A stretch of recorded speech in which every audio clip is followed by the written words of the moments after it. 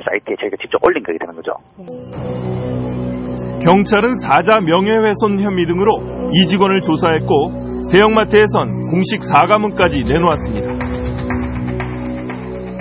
일베 회원들이 앞뒤 안 가리고 자극적인 인증사진 올리기에 열을 올리는 까닭은 무엇일까? 레벨, 즉 회원 등급을 올리기 위해서입니다.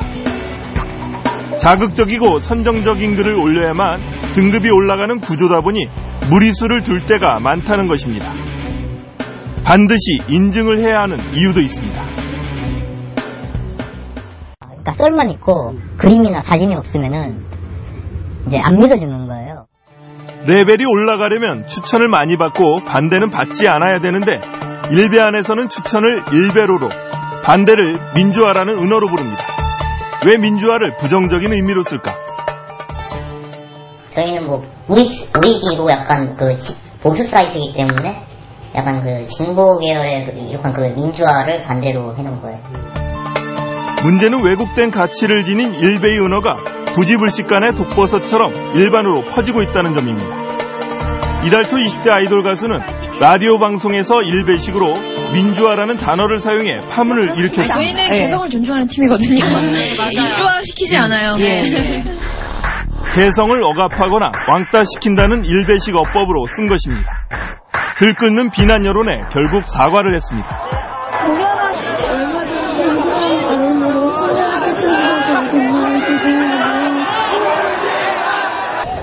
심지어 케이블 방송을 진행하는 연예인까지 생방송에서 일베 은어인 운지라는 단어를 써 사과를 하는 일까지 빚어졌습니다. 운지를 떨어진다는 뜻으로 쓴 것인데 노무현 전 대통령의 사망에서 비롯된 은어입니다. 역시 조롱과 비하의 뜻이 담겨 있습니다.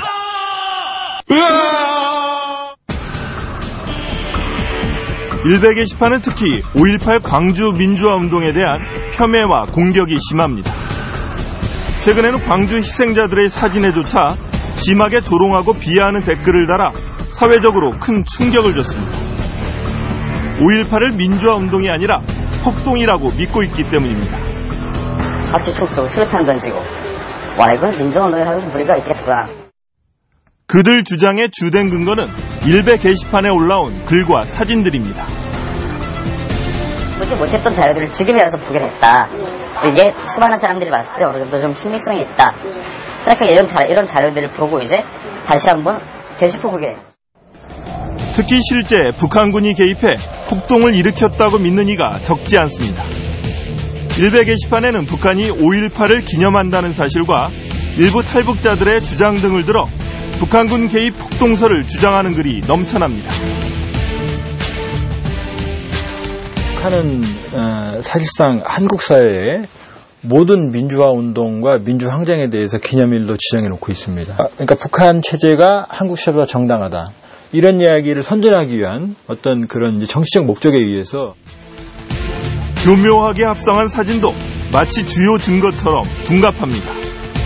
5.18 당시 시민군이 북한군이 제공한 탄약통을 썼다는 황당한 내용의 합성 사진까지 증거 자료로 등장할 정도입니다.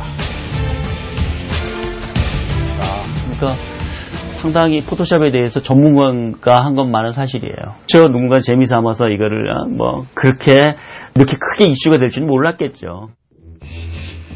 북한 개입설을 주장해 명예훼손으로 기소됐던 한 보수 인사에게 지난해 말 대법원이 무죄 선고를 내리면서 이런 경향은 더욱 가속화됐습니다.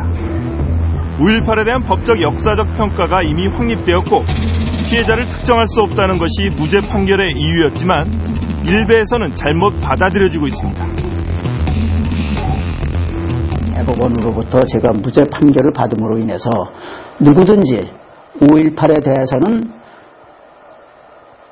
자유롭게 그 역사관을 말할 수 있게 됐습니다. 더욱이 최근 일부 종편 채널의 방송은 북한 개입 폭동설을 믿는 일베 회원들을 크게 자극했습니다. 남한에 와서 광주에 북한군 침투를 했다고. 폭동. 예, 폭동이죠. 이게 커져가지고 광주시는 물론 이제 서울까지. 방송이 나간 뒤 일베 게시판에는 5.18을 폭동으로 폄훼하는 글들이 수만 건 올라오는 등 축제 분위기였다고 합니다. 북한 무기 빼면 개설 나왔을 때 완전 들떴었어요. 그 정치 쪽 게시판에서는요. 이거 봐라. 실시 안 되냐? 600명 끝났다? 게임 끝. 게임으로 보는 거예요. 게임에선 네 편이냐 저 편이냐 할 때 윤리적 판단이 적용하지 않습니다. 적용되지 않습니다. 어느 편이든 돼요. 그래서 잘하면 되거든요. 33년이 지난 지금 난데없이 불거진 폭동설에 광주 시민들과 5.18 관련 단체는 기가 막힐 뿐입니다. 말로 표현할 수도 없고 행동으로 표현할 수도 없고 억울하다고 표현하기에는 너무 가볍다. 억울한 정도를 넘어선다.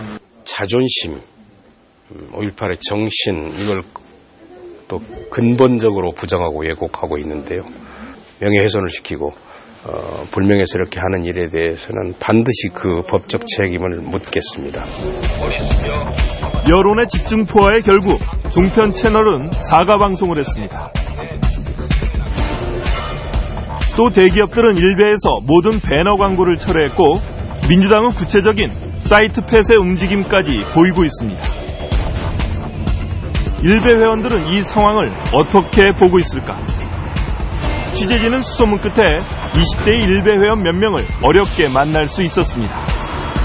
다들 그냥 화가 나 있죠. 왜 무게만 갖고 그러냐.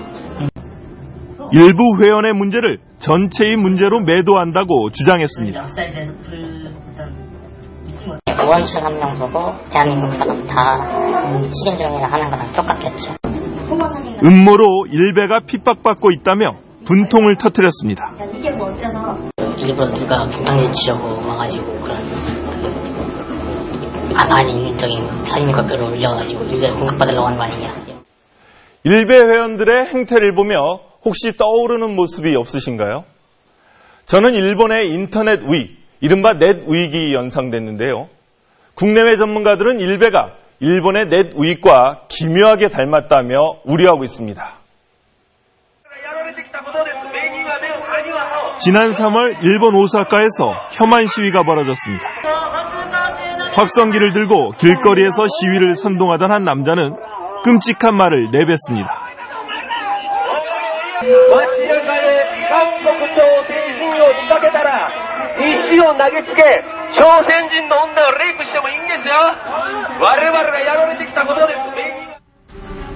도를 넘은 것은 이뿐만이 아닙니다. 일본 혐한 사이트에는 위안부 소녀상의 얼굴에 성인 잡지 모델의 몸을 붙여 매춘부로 묘사한 합성 사진이 게시됐습니다. 또 다른 혐한 사이트에는 김치를 너무 많이 먹으면 뇌가 기생충에 오염된다고 놀리는 등 한국인을 비하하고 조롱하는 글과 사진이 넘쳐납니다. 일본에서는 이들을 기존의 우익과 구별해 인터넷 우익이란 뜻의 이른바 넷 우익으로 부릅니다. 相手の人間性というようなものを 100% もう否定してしまうような、あるいはその存在そのものを認めない、あるいは例えばその殺せとかっていうような形でもうなくしてしまうような、そういったものっていうのはこの間のこのネット右翼の 전문가들은 넷우익과 일베는 닮은 점이 적지 않다고 말합니다. 넷우익도 초기에는 지금의 일베처럼 인터넷에 자극적인 게시물을 올려 세를 불려나갔습니다.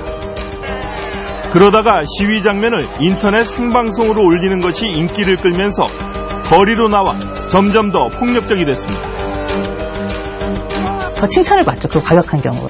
더 과감하게 소리를 많이 지르고 더 풍일 행동을 할수록 영웅이 되고, 그 집단 안에서는요. 다른 사람들 감히 못하는 행동을 너는 했다. 애국자다. 그러면 그 다음엔 또 그 사람은 더 하겠죠. 그 인정받는다는 기쁨이. 일베가 여성과 특정 지역, 외국인에 대한 반감을 노골적으로 보이는 것처럼 넷 우익의 표적이 일본 사회 내 약자인 점도 비슷합니다. 敵を見つけたらいない。だから在日コリアンだとか、あるいは韓国人、あるいは北朝鮮という国家、これを攻撃することは最もたやすい手段だということは彼ら自身もよく知っている。最も叩きやすいし、最も喧嘩しやすいし、で最もリアクションも少ないわけですね。 그래서 위안부 할머니들이 두 집단의 공통의 공격 대상이 되는 것이 우연의 일치가 아니라는 분석도 있습니다. 일베에서는 위안부 할머니를 해외로 성매매를 갔다는 의미로 원조 원정녀라는 비하의 은어로 부르고 있습니다. 마치 게임을 하는 것처럼 더 자극적인 게시물 올리기에 열을 내다 보니 인권과 예의가 사라진 것입니다.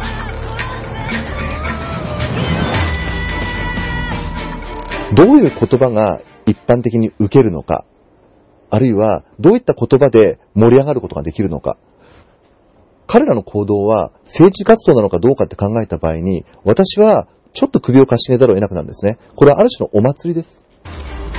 인터넷에 떠돌고 있는 입맛에 맞는 자료만을 찾아 역사적 진실로 둔갑시키는 행위도 비슷합니다. いろいろ調べた上でものを考えるではなくて、自分の都合のいいようなところというものを集めてペタペタ貼るというような。それからそれ本当のものだと。でそれでこれは歴史だと。 일본 사회의 전반적인 우경화 추세 속에 세를 불린 넷윅은 이제 정치권도 무시하지 못할 수준이 됐습니다. 최대의 넷윅 단체인 제특회, 즉 제1특권을 허용하지 않는 시민 모임의 대표 사쿠라이 마코토의 인기는 유명 정치인 못지않습니다. 朝鮮人は南も北もね、あまりにも日本人を殺しすぎたんです。であればね、次は君たちが殺される番なんだよ。